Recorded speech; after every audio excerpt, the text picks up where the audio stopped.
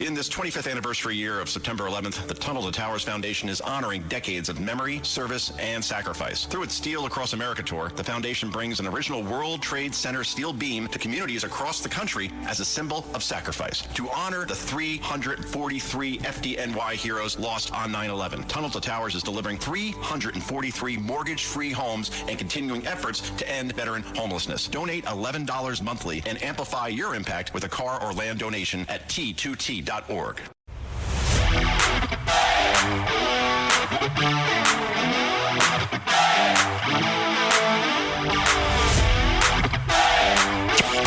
He's at war with woke. Joe Concha thinks liberals are a joke. Joe Concha. This is the Joe Concha Show, weekday edition, sponsored by the Tunnel to Towers Foundation. Here's Joe Concha. And welcome, everybody. So let's talk about what's going on in America's airports, shall we? Because, well, people are two things right now. They're pissed off and they're thankful. Kind of an odd combination, but when you look at what's going on, say, in Houston, for example, which is one of the busiest airports in the country, here is one traveler who basically says, you know what, fire all the bastards because they clearly can't solve this. And again, this is directed more at Democrats than Republicans, because Republicans over and over again have voted to reopen the government, fully fund it, and Democrats keep shooting it down. And at some point, if you're this traveler who got to an airport 5 hours before his flight was going to leave and still may miss it, at some point, you're going to voice exactly what he's about to say. This is cut number 9. Go. What's the message to Congress that could put an end to all of this? It would be ideal. This isn't working for us right now. Fire them all. Fire them all. Fire this them is all. taxpayer money. What's My it? flight leaves in 16 minutes. 16 minutes. I got the 3 a.m. Doesn't seem like you're making that flight. What are you going to do about it? I don't know. Go home. Work in the yard. Do you have anywhere to be? It's important. Yeah, Where are you traveling? I had a reunion with my high school buddies. So. And now you're forced to miss that. Yep. Is that frustrating? What's that? A little bit. Can we move the line? Yep. We'll walk with you so that we can keep the line Yep. moving. Good morning, everybody. What time did you come to the airport? I got to the airport at, I don't know what time I get here, 5:30, something like that. Wow. All right. Brooke doing a great job down there. Feel from having to do on the stopwatch, right? That's the way we would do it. Aisha Hasni. Listen to that, guys. That's Aisha Hasni in Houston. Again, you get to the airport at 5:30 in the morning, 5 hours before your flight. Your flight that probably won't even take 2 hours, 3 hours, and you still miss the flight because the government is not funded, because Democrats want chaos. Chaos means, well, the government's not running properly. That means we need a change, I guess, in the midterms. That is the entire calculation here. So President Trump has sent in ICE, which, again, they're helping, certainly. They're handing out water. They're moving lines along. In certain places, we played reports yesterday where they had huge lines and then no lines at all. So it appears to vary based on the airport and the volume. But in Newark Airport, right near me, there are folks there that don't mind ICE being there. Again, ICE in Minneapolis, they'd be followed by people with whistles, honking their horns, making the lives of federal law enforcement miserable who are trying to deport illegal immigrants to this country who have committed crimes, including murder, rape, sexual assault, child trafficking, and at least at Newark, there are plenty of people that seem to be quite happy that ICE is there, at least trying to help out in moving things along and getting people on their flights, and more importantly, keeping these airports safe. This is cut number 10. Go. All right, they're good. They're here to help. They're not bothering nobody. As long as they can check my bags and get me on my flight, I'm good to go. Right? I want to get to the Bahamas. I want out of here. Sounds like my Uncle Louie. I want to get out of here. I want to get to the Bahamas. Who could blame the guy? But again, Hakeem Jeffries, I can't get over the fact that this idiot could end up being the Speaker of the House of Representatives for Democrats, well, for the Congress, quite frankly, in 2029, if Republicans lose the House. And again, they only have three seats that they could defend here at this point. That's that's the smallest margin of error in my lifetime. And almost every time the party in power, regardless of performance, ends up losing the House or the Senate or both in midterms, regardless of how things are going.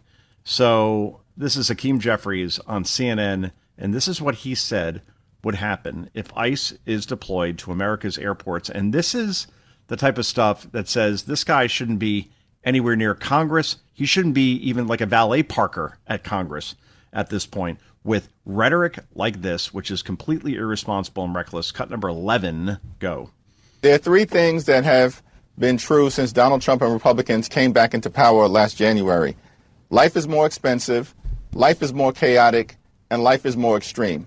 The last thing that the American people need are for untrained ICE agents to be deployed at airports all across the country, potentially to brutalize or in some instances kill them. We've already seen how ICE conducts itself.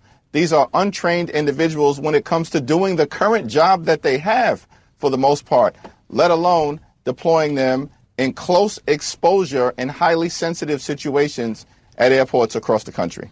What a craptastic clown. You're saying that ICE is going to go in there and start just gunning down people?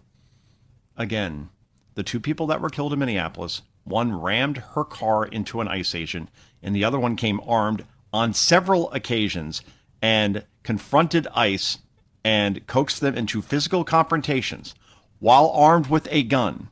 What do you expect is going to happen in those situations? And here's Jeffrey saying that, yeah, you put ICE in airports and they're just going to start killing people. And if you noticed, he was on CNN and Dana Bash didn't push back on that one bit. Not one. Just let the guy filibuster all the way through, because she is not a journalist. She is an activist, like so many in our pathetic media. Meanwhile, here is, not too far from here, Philadelphia. Wonderful city. City of brotherly love, allegedly. This is their district attorney, who is a maniac. His name is Larry Krasner. And here he is threatening to arrest ICE agents at airports, and then basically is begging Donald Trump to get involved to pardon them, even though he says he can't do that. This is some insane stuff right here. Again, ICE is there to help alleviate these lines that have gone into parking lots where, as we played, people are missing their flights, where they're forced to get hotel rooms, where they're forced to sleep in airports, all because Democrats won't fund the government. And this, again, maniac from Philadelphia, who happens to be the top cop there, is saying that, you know what? If ICE ends up in airports, then he's going to actually start arresting them. Cut number 19, go. This is how it works. You commit crimes within the jurisdiction that is the city and county of Philadelphia. What crimes? I prosecute you. That is how it works. No, you don't. No, I don't take a phone call from the president saying let him go. No, the president cannot pardon you. I'll say it again. The president cannot pardon you. And yes, I will put you in handcuffs, and I will put you in a courtroom, and if necessary, I will put you in a jail cell. Oh, okay. So federal agents there to help out. He wants to make sure that doesn't happen by arresting them. Good luck with that. I'd love to see what happens. Meanwhile, Caroline Leavitt, the White House press secretary, she responds in only the way that she could respond, because, again, this is a 29-year-old in Caroline Leavitt. I've met her. I've spoken to her at length. This is somebody well beyond her years and probably will have some position in government one day, whether that's Congress, Senate, or something else. But either way, she ain't taking this. This is cut number 20. Go.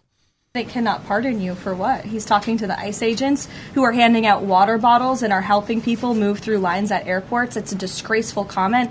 The men and women of ICE are great people. I would encourage this lawmaker, whose name I don't know and don't care to know, to actually sit down and speak with the ICE agents who are on the ground doing this important work, not just in our nation's airports, but again, to remove violent, dangerous, illegal alien criminals from our country, to protect this individual and all of us in this room and Americans across the country from murderers, pedophiles, and rapists who have been allowed into our country by Democrat politicians. Mari. Boom and bang. Meanwhile, Philly is an absolute disaster. Much like Chicago, much like Los Angeles, Minneapolis, Seattle, these cities. We're now in a country now where every city, more and more the major ones, the NFL cities as they call them, are going more and more blue. In New York's case, socialist. In Chicago's case, idiot. In Brandon Johnson. Seattle also has a socialist mayor. Karen Bass, Los Angeles, good luck with that.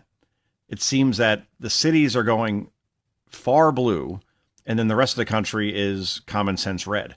And that seems to be the divide now we have at this point. And Philadelphia certainly leads the way here. And when you have a DA like this, that's much the reason why.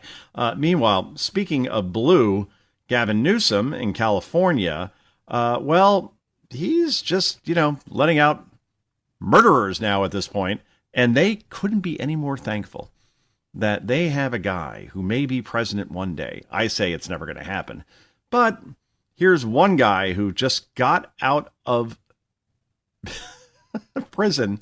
I don't mean to laugh because there's a victim here, a life sentence for murder, and here he is thanking the California governor, saying he will vote for him if he runs for president, in Gavin Newsom, because of this reason. This is cut number 13. Go. Would you guys vote for Gavin Newsom in 2028? I vote for him because he got me released from coming home from a life sentence. Really? Yeah. Wow. Yep. So he didn't hold me back. He didn't hold me back. He signed off saying I'm fit for society. So yes, I would vote for Gavin Newsom. What were you locked up for, if you don't mind me asking? I was locked up for murder, carjacking, and robbery. Murder, carjacking, robbery. This person shouldn't breathe free air ever again. But Gavin Newsom made sure that he is fit for society and he could go back, and I'm sure everything's just going to be just fine.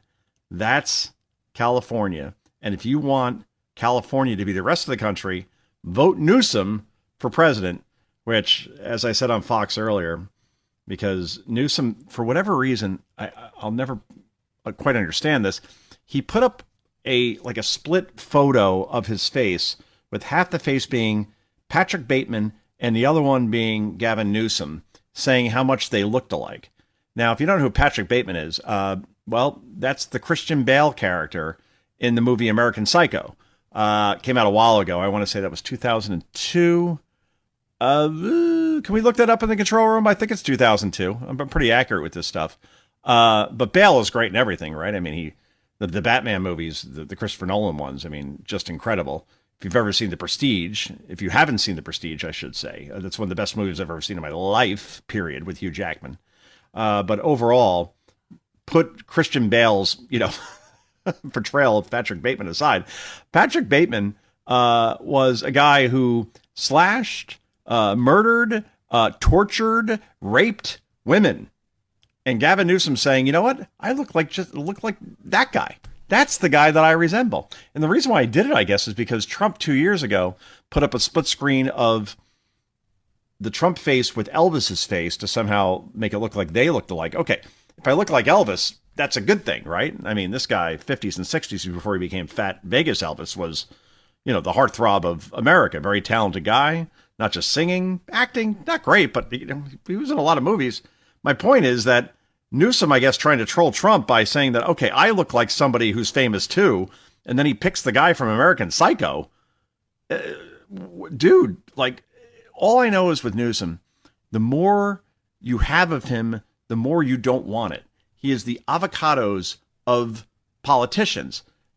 He's like Kamala Harris. The more you heard from Kamala Harris, the less you wanted to hear from her. That's why she lost the election. The more people got to know her again, the less people wanted to vote for her. Same thing with Newsom. Same thing with avocados. The more you have of avocados, more you don't want to eat them. I think it's a good analogy. I came up with that myself. Anyway, this is Joe Concha. This is Concha at Night. Back with so much more in just a moment. Born on America's darkest day of 9/11, the Tunnel to Towers Foundation has been helping America's heroes ever since. Heroes like FDNY Lieutenant Edward J. McDonough Jr., a Marine Corps veteran and lifelong public servant. After 9/11, McDonough served at Ground Zero. He later lost his life to a related cancer, leaving behind his wife Kimberly and their 5 children. Tunnel to Towers honored his sacrifice by paying off the family's mortgage. Donate $11 monthly and amplify your impact with a car or land donation. Go to T2T.org today. Born on America's darkest day of September 11th, the Tunnel to Towers Foundation has helped America's heroes ever since. Heroes like United States Army Sergeant William Bernard McKenna, who enlisted after 9/11 and served 2 tours in Iraq. Exposed to burn pits, McKenna later died from T-cell lymphoma, leaving his wife Dina and daughters Caitlin and Sabrina. Tunnel to Towers honored Sergeant McKenna by paying off the family's mortgage in honor of his sacrifices. Donate $11 a month and amplify your impact with a car or land donation. Go to T2T.org today.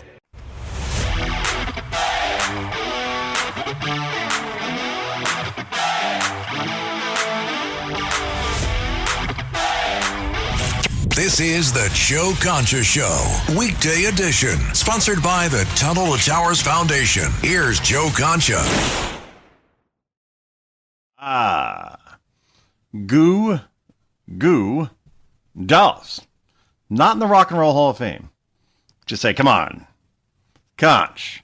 The Goo Goo Dolls, the Rock and Roll Hall of Fame, they have many, many hits, my friends.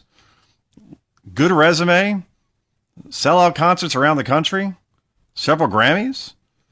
Given everybody that's in the Rock and Roll Hall of Fame, you're going to tell me they're not worthy? I say they are.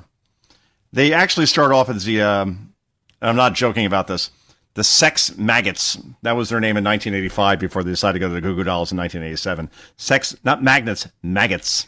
Yeah, that was a good decision to get out of that particular branding. Anyway, Vince Vaughn, speaking of, well, not the 80s, but the 90s, he was on Theo Vaughn's podcast, and Vince says something that I've been saying for many, many years, but says it in a very Vince Vaughn kind of way. Again, this is a Hollywood actor, one of the great actors, I think, of my generation. When you think of Swingers, when you think of Wedding Crashers, Anchorman, Dodgeball, I understand that these are comedies, but I don't know. You see Vince Vaughn, you smile. The guy makes you smile. He's funny. Here he is with Theo talking about what has happened to late night comedians and those shows and why it's kind of like a class in college that he never really wanted to take. Cut number 1, go. Why a lot of the late shows have struggled. Oh, because all they did during the only person they could make fun of at a certain point was just like white redneck kind of people, and it fucking tanked, and then everything tanked after that. Think about that. But see, they never get it right. The podcasts have gotten so much more popular with less production, less writers, less staff. And the reason why is 2 people working here, and both of them are hungover. One guy has shingles. But the place is clean. I like that. You keep a clean place. Thank you. Yeah, we did a vacuum. But yeah, because people want authenticity. Yeah.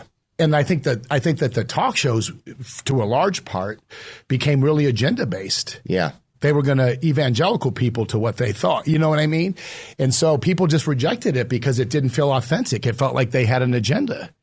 And it stopped being funny, and it started feeling like I was in fucking a class I didn't want to take. But if you look at what happened to the talk shows and why their ratings are low, it's got only to do with the fact of what you just said, which is they all became the same show. Yeah. And they all became so about their politics and who's good and who's bad. And it's like, imagine sitting next to someone like that on a plane. Oh, bro, you'd be like, how do I get out of this seat? I would fart right next to him. Holy cow. You fart your way out of it. Yeah, dude, I would. I would for sure. And I'm sorry. Skunk, you know, the skunk's the king of the jungle. Yeah. So that's the whole point, guys, that you can't tell Colbert from Seth Meyers from Kimmel. It's all the same show. It's all like watching MS Now meets CNN meets C-SPAN. And that's why they are tanking in the ratings. Anyway, this is Joe Concha. This is Concha at Night. Hopefully we'll be back in just a moment.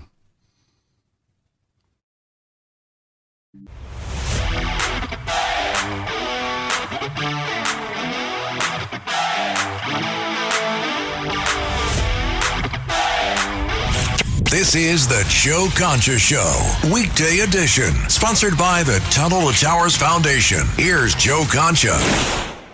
What I think is one of the great montages of all time, and what we're hearing more from the left, is that it's impossible to get your birth certificate if you don't know where a copy of yours is in your house or maybe at your parents' house. I just don't know where it is. If I want to vote and I need to show my birth certificate because I don't know how to find one. This is the argument that we are hearing from many in mainstream media and Democrats, which is basically the same thing, that it's impossible to get a birth certificate if you had to get one, a copy of one. Well, gee, it's pretty easy. Let's see. I was born in Belleville, New Jersey. I was born at Clara Moss Hospital. People kind of know where they were born. You don't even have to know the hospital, just the city you were born in. So you just call the municipal building there, the records office, and you say, hey, I need a copy of my birth certificate. And then I guess you could send some sort of scan or a photo of your current driver's license or some sort of ID. So you're just not trying to get a birth certificate. They're not just going to hand it out completely and totally. You'll get a copy pretty easily mailed to you in a day or two. And that's that. Seriously, this isn't exaggerated. In general, what Democrats are banking on, they seem to say over and over again that, well, voting is sacred, so therefore we should have 12 weeks of early voting, or you can mail in your ballots 12 weeks early. What? I mean, that's just insanity. It's called Election Day for a reason. And I'm not saying that you should have an election solely on Election Day and that's it. I do believe in paper ballots because once you start bringing in, devices, electronics, those things can be hacked. We live in a society now where nothing is safe. Paper ballots, though, are pretty safe. They're old-fashioned, but hey, you know what? They work, and you can trust them. But to have the mail-in stuff going on for weeks and weeks on end, even Jimmy Carter said way back when that is the number one way to get to fraud. In other words, mail-in ballots invites fraud because it could be manipulated. We know this. It's easy. And even when you say, well, there aren't a lot of cases that can prove that mail-in ballots and in general that voting can be manipulated and is fraudulent in some situations. Well, let's say you say, okay, well, it almost never happens. Well, if there's 20 million illegals in the country and it almost never happens, well, 1/20th then? So it only happens with 1 million people voting illegally? 1/20th is almost, right? Let's say even 1/40th. That's 500,000. Now, in certain swing districts where you see races come down to a point or less, those kind of ballots can make a difference. So why not just make sure that we all trust what is going on in our elections by just simply having a rule that says, okay, you have to show ID and you have to prove you're an American citizen. Is that a right-wing argument? No, I think that's pretty much common sense. Old Democrats would be for that. In fact, Democrats now are for that. 75% of Democrats support voter ID, as do black voters, as do Latino voters, as do independent voters, obviously Republican voters. 85% of the country supports voter ID, yet Democrats keep insisting that this will lead to voter suppression because, well, if you can't find your birth certificate, then therefore you can't get an ID. You can't get an ID, then you can't vote. This is a montage of all the people saying this on television, and it is craptastically hilarious. Cut number 3, go. I don't know you know where your birth certificate is? You got to find your birth certificate. If you know where yours is, I have no clue where mine is. Do you know where your birth certificate is? Could you find your birth certificate? No, I couldn't. Could you find? I don't know where my birth certificate is. Do you have a passport or your birth certificate? Passport or a birth certificate? Passport. Birth certificate or a passport? Birth certificate. Birth certificate. Birth certificate. Passport. A lot of Americans don't even have a passport. Birth certificate, birth certificate, their birth certificate. Birth certificate or passport, birth certificate. Birth certificate. Passports. Birth certificate. Birth certificate, passport, birth certificate, birth certificate, Passport. Birth certificate. Passport. Birth certificate. Birth certificate. Birth certificate. Birth certificates, passports. Birth certificate. Passport. Birth certificate. Birth certificate. Birth certificate. Birth certificate. Elizabeth Warren's voice really does stand out, doesn't it? My hair hurts from listening to that. Look, if you're dumb enough not to be able to know how to vote by getting an ID, then you shouldn't be able to vote. Sorry, that should be a disqualifier. I know everybody, one person, one vote. Nope. If you can't figure out how to identify yourself, you don't deserve to vote in this country. All right, I said it. It's over. It's done. Anyway, let's move on to some other wonderful sound bites here, including from this guy ran the CIA. John Brennan now is an intelligence analyst for NBC News. Yes. Brennan actually went on the air and said that, you know what, he believes the Iranian regime before he believes the Trump administration and President Trump himself. In other words, the mullahs in the eyes of a former CIA director is more credible than the Trump administration. This guy used to be a very, very big lever of power when he worked for many, many years as a CIA director. Now you see him on MS, whatever it is now, and you can't tell the difference between him and Keith Olbermann when Olbermann was on the air way back when. Anyway, this is cut number 2. Go. Around. Like, they are an authoritarian regime who's known to lie. But, like, I'm confused. What is going on? Help me. Calm me down. Well, I tend to believe Iran more than I do Donald Trump because he could not acknowledge the truth even when it is, he's slapped in the face with it repeatedly. Again, that's the former CIA director. And you think about all the people that ran intelligence agencies, right? You had, let's see, CIA had John Brennan. FBI, you had James Comey, who has written 2 anti-Trump books. Got a Showtime documentary series about him where he is somehow the victim. And he goes on networks not named Fox and just rails about Trump. Oh, by the way, also was walking along the beach one day last year and stumbled upon some seashells that spelled 8647, which means get rid of 47. 86 means, get rid of, axe, whatever. Oust. Well, get rid of, right? And 47 means the 47th president. And then he takes a picture of it and says, gee, I wonder what this means. A, he put those shells together himself. B, he knows exactly what it means. And to put up something like that on social media after Trump was nearly assassinated twice. Again, this guy ran the FBI. Okay, to quote Die Hard. And Brennan, Comey, who ran, let's see, DNI, that was Clapper. Now he's on CNN railing about Trump. All these people that ran major intelligence agencies have proven to be the biggest hacks on cable news. And they were supposed to be doing these jobs objectively without fear or favor to party. Woo! Man, you want to talk about the swamp and the deep state and you want to call that a conspiracy? Just those 3 names alone. Oh yeah. Andy McCabe, number 2 at the FBI, fired for leaking to the press and lying about it. Now has a big fat paycheck every week from CNN. That's all I'm saying. Anyway, let's get to Jesse Waters, who makes a very, very good point here, I believe, my colleague over at Fox, when we're now seeing that there's medical fraud, Medicare fraud, daycare fraud. All this fraud is going on in places like Minnesota or California, states across the country. But you're telling me there isn't another kind of fraud that may be happening as well, since fraud is prevalent, to put it lightly? This is cut number 4. Cut number 4, go. There's Medicaid fraud, Medicare fraud, daycare fraud, hospice fraud, but no election fraud. Sure. Exactly. If we have all this fraud, why wouldn't you think there's election fraud? Is that somehow exempt? 2020 was the fairest and, cleanest election we have ever had, really, under the guise of COVID. All those mail-in ballots. Donald Trump, up big in Georgia, up big in Pennsylvania on election night. And suddenly that evaporated, went away like a fart in the wind. And we think that couldn't have been fraud? I used to be on the side of, I have witnesses around this, where I said to pull off something like that would be very, very difficult without somebody talking or across different states for fraud to happen and no one can prove it definitively. But more and more, when you look at the way Democrats are conducting themselves and trying to throw Trump into jail with all these ridiculous cases and all the fraud that we're now uncovering, we think that somehow they would say, yeah, leave the elections alone, though. Let's not touch those. Just saying, folks. Just saying. Anyway, there was a horrible murder that happened in the former great city of Chicago. Loyola Chicago student, just a freshman, was murdered by an illegal migrant.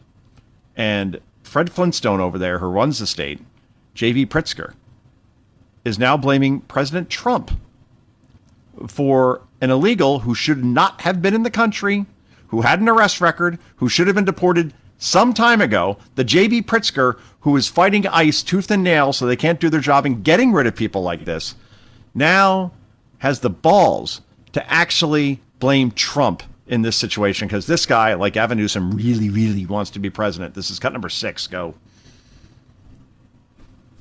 please. There have been real failures.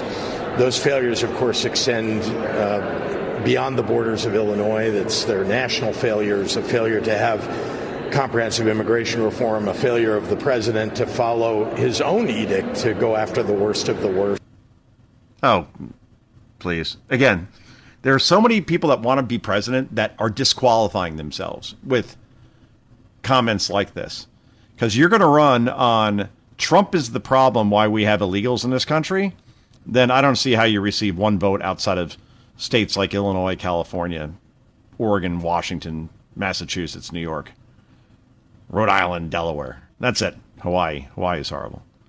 Never been. Heard it's nice, but boy, you want to talk about a blue state, that might be the bluest, which makes no sense. And maybe it does. I don't know anything about it. Anyway, let's get to Donald Trump's reaction, of course, the president, on J.B. Pritzker as far as him being blamed for this poor student being gunned down. Navy Pier, Chicago, cut number 7, go. But he was then arrested and released again by Democrat governor, a real slob of a governor, J.B. Pritzker, in the sanctuary city of Chicago, which we could make safe. And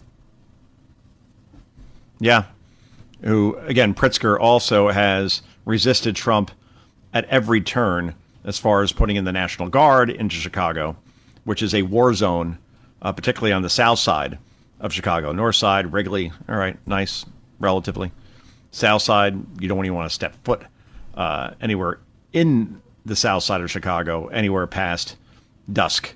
And Trump is saying, yeah, I want to fix it, and Pritzker fights me on it every chance he can. And Pritzker is a billionaire. He's going to run for president, and he's going to finance it with his own money.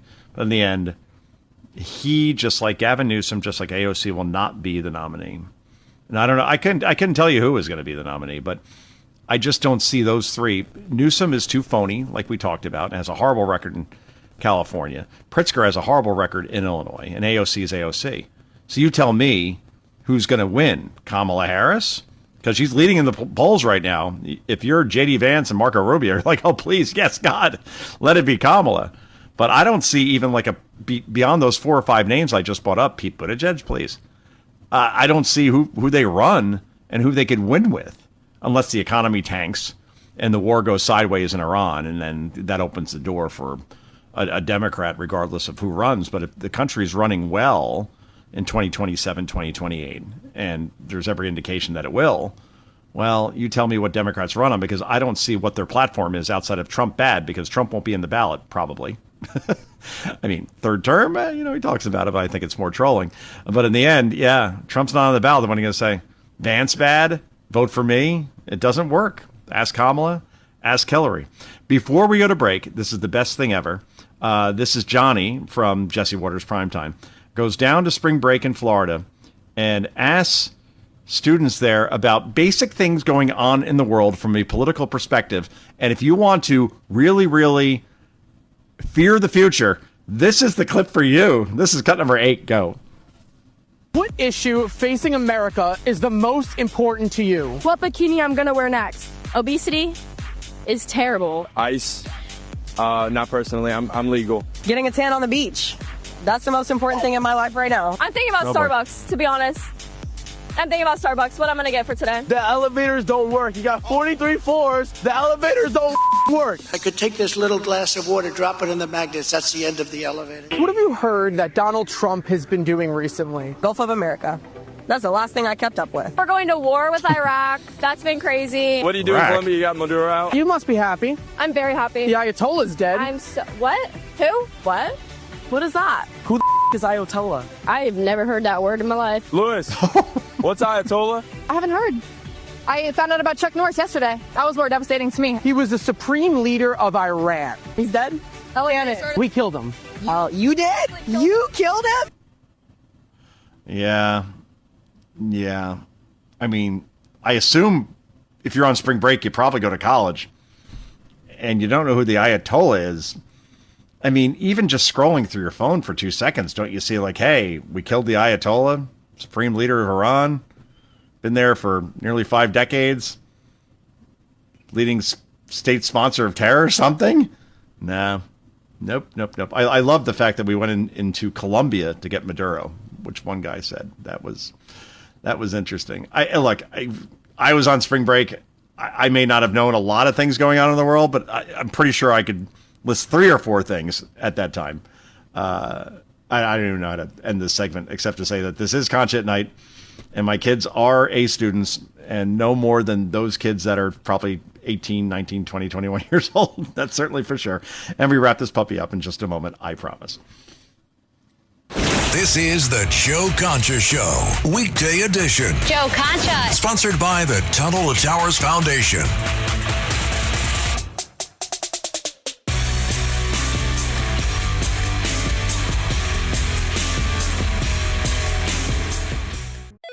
LifeLock, how can I help? The IRS said I filed my return, but I haven't. 1 in 4 tax-paying Americans has paid the price of identity fraud. What do I do? My refund, though. I'm freaking out. Don't worry, I can fix this. LifeLock fixes identity theft guaranteed and gets your money back with up to $3 million in coverage. I'm so relieved. No problem. I'll be with you every step of the way. 1 in 4 was a fraud-paying American. Not anymore. Save up to 40% your first year. Visit LifeLock.com/podcast. Terms apply.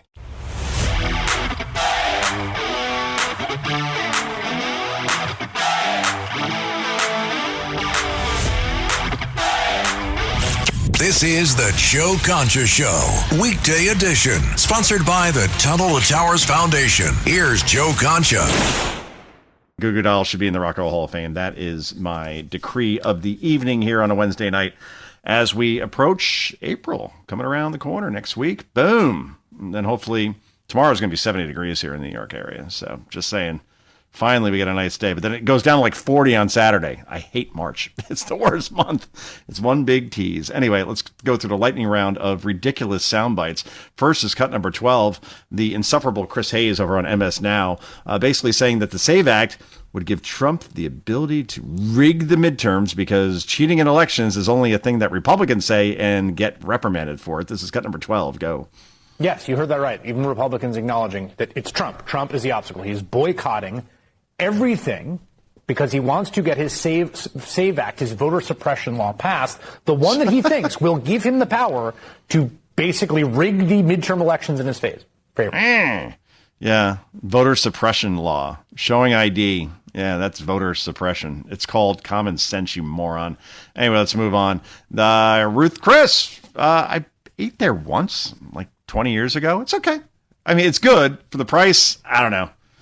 I don't like steak chains. I don't like chains in general, but apparently you can't wear a hat and you can't wear sweatpants there anymore. And I kind of agree with this. You're going to go out for a steak. I mean, geez, dude, dress the part. Cut 14, go.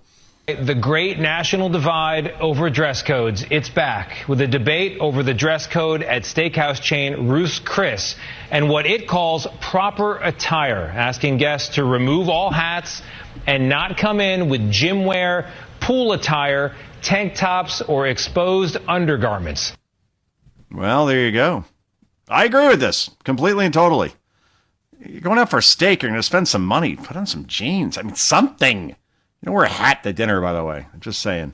All right, finally, because we're running out of time here, let's go to cut number 22. Throwing you a curveball there. 22, this is Jimmy Kimmel, sounding as elitist as this pious MRFer can possibly sound. Cut number 22, go. He is the now former senator of Oklahoma. Before he was elected to the Senate, Mark Wayne Mullen was a low-level MMA fighter and a plumber. That's right. We have a plumber protecting us from terrorism now. Yeah, Jimmy. We're looking down on plumbers, huh? I mean, you want to talk about a condescending, elitist, limousine liberal. Jimmy Kimmel absolutely fits the bill because I'll take a plumber. Believe me, that's a tough job. And now Mark Wayne Mullen will be the DHS secretary. Anyway, this has been Concha at Night. Thanks so much for tuning in. We're back tomorrow night, 9 p.m. Eastern time here on WABC and on stations around the country. Until then, I got 2 words for you as I got to go. Bye-bye.